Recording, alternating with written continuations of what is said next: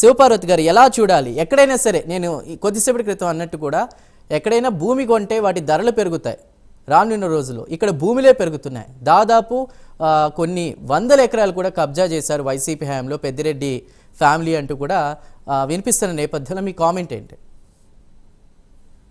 ముందుగా మీకు ప్యానల్లో ఉన్న పెద్దలకి వీక్షకులకి గుడ్ ఈవినింగ్ అండి. ఇది 1952లో 295 సర్వే నెంబరు 296 సర్వే నెంబరు పేరు మీద 17 ఎకరాల 69 సెంట్లు, అట్లాగే సర్వే నెంబరు 296లో 6 ఎకరాల పట్టా ఉండేది. అంటే రెండు కలిపి 23 ఎకరాల 69 సెంట్లు ఉండేది. సో ఇది రాను రాను కాలక్రమేణా 2000 సంవత్సరంకి వచ్చేసరికి 45 ఎకరాల 8 సెంట్లు అయింది. మళ్ళీ అడంగల్లోకి వచ్చేసరికి రీసెంట్ గా అది 75 ఎకరాల 75 సెంట్లుగా నమోదైంది. ఇది కాక ఇంకొక 30 ఎకరాలు కూడా ఇంకొక 30 ఎకరాలు కూడా ఈ భూమికి అటాచ్ అయి ఉంది. దాని చుట్టూ ఫెన్సింగ్ 15 నుంచి 25 అడుగుల ఎత్తులో ఫెన్సింగ్ వేసి అక్కడ అడవిలో స్ట్రాంగ్ గా బీటీ రోడ్లు వేసి మరి 200 నుంచి 300 ఆవుల్ని నివాసం ఉంచడానికి షెడ్లు, అట్లాగే అక్కడ వ్యవసాయ క్షేత్రంలో మరి పనిచేసే వాళ్ళ కోసం షెడ్లు, ఇట్లా రకరకాలుగా అక్కడ వ్యవసాయ క్షేత్రంగా మార్చారు. దానిలో విలాసవంతమైన భవనాలు ఉన్నాయని ఇట్లాగా ఒక ఈనాడు పేపర్లో ఒక కథనం వచ్చింది.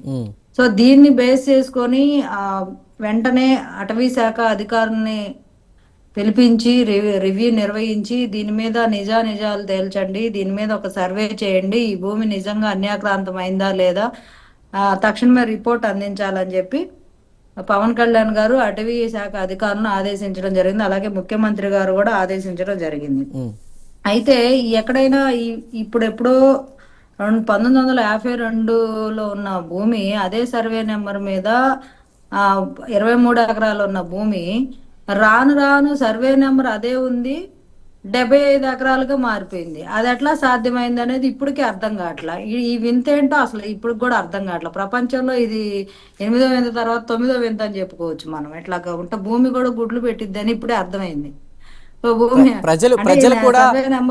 ప్రజలు కూడా ఆ టెక్నిక్ ఏదో తెలుసుకోవాలనుకుంటున్నారని తెలుసుకుంటే ఒక ఎకరం ఉన్న వాళ్ళకి 10 ఎకరాలు అయిపోయింది. ఇలాగే ఇదేదో ఏదో ఆయన అరవింద్ అదే ఇంతకుముందు మాజీ ఐటీ మినిస్టర్ ఉన్నారు కదా, కోడి గుడ్లను పొదిగిద్ది అన్నట్టు ఇట్లాగే ఉన్న భూములు కూడా గుడ్లను పొదుగుతాయి, దాంతో భూమి డబుల్ అయింది, త్రిబుల్ అయింది, లేదా 10 times మోర్ అయింది అనేది ఏమన్నా టెక్నిక్ ఉంటే పెద్దిరెడ్డి గారు చెప్తే కొంచెం ప్రజలు కూడా అందరు తెలుసుకొని అట్లాగే భూములు పెంచుకుంటారు. ఆయన ఇందా ప్రెస్ మీట్ పెట్టారని నా మీద ఆరోపణలు వేస్తున్నారు. ఈనాడు వాళ్ళ మీద కూడా నేను కేసేస్తాను, పరువు నష్టం కేసేస్తాను. ఇది ఎప్పుడో మేము కిరణ్ కుమార్ రెడ్డి గారు అధికారంలో ఉన్నప్పుడే మేము రిజిస్ట్రేషన్ చేసుకోవడం జరిగింది.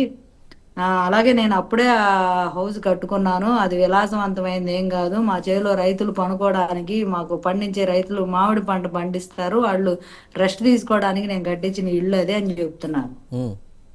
మరి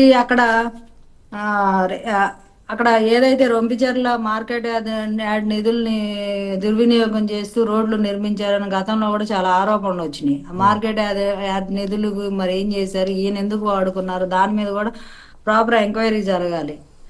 ఆ రెవెన్యూ పరిధిలో ఉన్న ఆ నెంబర్లో ఉన్న భూమి అసలు విచిత్రంగా ఆ రెండు సర్వే నెంబర్ల మీదే అడవి మధ్యలో ఆ 2 పట్టా భూములు ఎందుకు ఉన్నాయో అర్థం కాల. చుట్టూ అడవి ఉంది, మధ్యలో కొంచెమే పట్టా భూమి. అది ఎట్లాగా సాధ్యమైందో అసలు అర్థం కాల. కాకపోతే గ్రామ పటాను గూగుల్ మ్యాప్ ని ఆధారంగా చేసుకొని వాళ్ళు ఇచ్చిన వివరణ అయితే, అధికారులు ఇచ్చిన వివరణ అయితే అది పాత అంతకుముందు 1952లో ఒక గ్రామం ఉండేది. అది ఆ భూమి ఏదైతే ఆ సర్వే నెంబర్ ఉన్న భూమి 23 ఎకరాలు ఆ గ్రామ పరిధిలోనే ఉండేదని చెప్పారు. అటవీ భూమి దానికి కొంచెం దూరంగా ఉండిద్ది. కానీ ఇప్పుడు ఏమైపోయింది, అటవీ భూమి ఈ పట్టా భూమి అటవీ భూమిలోకి మధ్యకి వచ్చింది. అంటే ఇవన్నీ దాని చుట్టూ ఉన్న భూములన్నీ అడవి భూములు అయిపోయా, లేకపోతే అడవి భూమిని వీళ్ళు ఆక్రమించేసి మరి ఇట్లా చెప్తున్నారా అర్థం కావట్లేదు. అసలు అక్కడ ఏమి మతలబు ఉందో ఏమి అర్థం కావట్లేదు అసలు. సో గతంలో కనుక మన అడవుల విస్తీర్ణం ఎంత, మన ఆంధ్ర రాష్ట్ర అడవుల విస్తీర్ణం ఎంత ఉంది, తర్వాత ప్రతి 5 సంవత్సరాలకు ఒకసారి ఎంతెంత అడవి భూముల విస్తీర్ణల లెక్కల ప్రకారం చూపించారు, చూస్తే అర్థమైపోయింది. అప్పుడప్పుడు ఏ ఏ ప్రభుత్వాలు మారినప్పుడల్లా ఎంతెంత భూములు అన్యాక్రాంతం అయిపోతున్నాయి, పట్టా భూములుగా మార్చేసి రకరకాల జీవోల్ని రిలీజ్ చేసి వాటిని పట్టా భూములుగా, పోడు భూములుగా, వ్యవసాయానికి చేసుకోమని మేము గిరిజనులకి పంచి పెడుతున్నాం అనే ఆలోచనలో ఒక జీవో రిలీజ్ చేయడం, ఆ గిరిజనులకు పంచేదిలే చచ్చేది లేదు. ఆ గిరిజనులు ఎవరయ్యా అంటే ఆ ఎమ్మెల్యేల తాలూకు మనుషులు లేకపోతే ఎంపీ తాలూకు మనుషులు అవుతారు. వాళ్ళకి ఆ పట్టాలు ఇస్తారు. వాళ్ళ దగ్గర నుంచి బలవంతంగా వాళ్ళని తరివేసి లాక్కొని రిజిస్ట్రేషన్ చేయించుకున్న పరిస్థితి. దాన్ని రిజిస్టర్డ్ ల్యాండ్గా మార్చేస్తున్నారు, పట్టా భూమిగా. ఈ రకంగా ఈ చుక్కల భూములు కానీ మరి అడవి భూములు దానికి కానీ పెద్దిరెడ్డి గారు, శివపార్వతి గారు, భూముల్ని దానికి పెద్దిరెడ్డి గారు చెప్పేటువంటి ఆన్సర్ ఏంటంటే కూటమి ప్రభుత్వం కావాలని తప్పుడు ప్రచారం చేస్తోంది. Deputy CM Pawan Kalyan CM Chandrababu గారి డైరెక్షన్లో మాట్లాడుతున్నారు. ఏదైతే భూమి ఉందో అదంతా కూడా కిరణ్ కుమార్ రెడ్డి గారి హయాంలోనే సర్వే జరిగింది, రెవెన్యూ సర్వే అంతా కూడా ఆయన క్లియర్గా చెప్తున్నారు. 2001లోనే మేము ఇది కొనుగోలు చేసామని కూడా చెప్తున్నారు. 2001లో కిరణ్ కుమార్ గారి హయాంలో ఆ సర్వే నెంబర్లుగా చుట్టుపక్కల ఉన్న భూమి మొత్తం 45 ఎకరాలుగా చూపించడం జరిగిందండి. 45 ఎకరాలుగా చూపించడం జరిగింది. మరి ఇప్పుడు 75 ఎకరాలు ఎట్ట అయింది? సేమ్ సర్వే నెంబర్లతోటి. ఆ సర్వే నెంబర్లతోటి ఈ కుటుంబ సభ్యులంతా ఎక్కడి నుంచి వచ్చారు? ఆ పెద్దిరెడ్డి కుటుంబ సభ్యులంతా కొనుక్కున్నట్లు ఎవరు అమ్మారు వీళ్ళకి? ఎక్కడ అసలు అడంగుల్లో ఎలా చేర్చారు దీన్ని?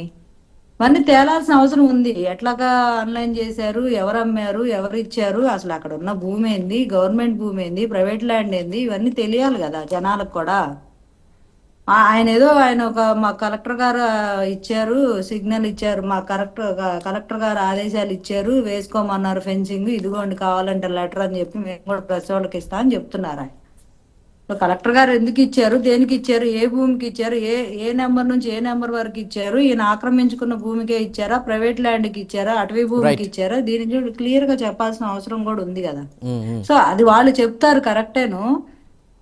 కలెక్టర్ గారు ఇచ్చిన డాక్యుమెంట్ లో కూడా ఏముంది అనేది కూడా విచారణ చేయాల్సిన అవసరం ఉంటది. ఆయన ఏ ఉద్దేశంతో ఇచ్చాడు, వీళ్ళు ఎలాగా అర్జీ పెట్టుకున్నారు అనేది కూడా ఉంటది, దాన్ని బేస్ చేసుకొని కూడా ఉంటుంది.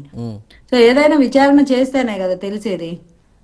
ఫారెస్ట్ అధికారులు ఖచ్చితంగా, ఫారెస్ట్ ఆఫీసర్స్ దీని మీద ఎంక్వైరీ అయితే మొదలు పెట్టారు. పవన్ కళ్యాణ్ గారు అయితే చెప్పడం జరిగింది, ఫారెస్ట్ మినిస్టర్ గారు అలాగే ముఖ్యమంత్రి గారు కూడా ఆదేశించారు.